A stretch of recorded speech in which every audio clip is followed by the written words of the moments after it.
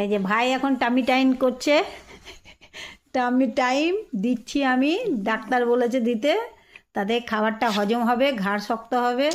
এই যে তখন উনি কি করছেন, নিজের হাত নিজেই খাচ্ছেন, নিজের হাতটা নিজে চুষে চুষে খাচ্ছে।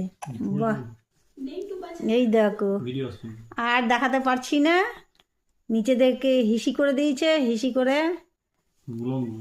হ্যাঁ, আর নিচে দেখে দেখাতে পারছি না, হিসু করে প্যান্ট খুলে দিয়েছে, সেই জন্য নাহলে দেখাতাম কিভাবে ও শুয়ে আছে, ব্যাঙের মতন করে শুয়ে থাকবে। ওই দেখো আঙুল চুষছে, দেখো, হ্যাঁ দেখো আওয়াজ শুনো।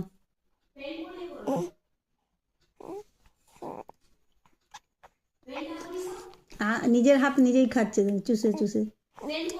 এইভাবে বাচ্চাকে কিছুক্ষণের জন্য 10 মিনিট শুয়ে রাখলে ওর খাবারটাও হজম হবে, ঘাড়টা সোজা হবে, শক্ত হবে, আর গ্যাসের প্রবলেম হবে না, পেটে ব্যথা করবে না।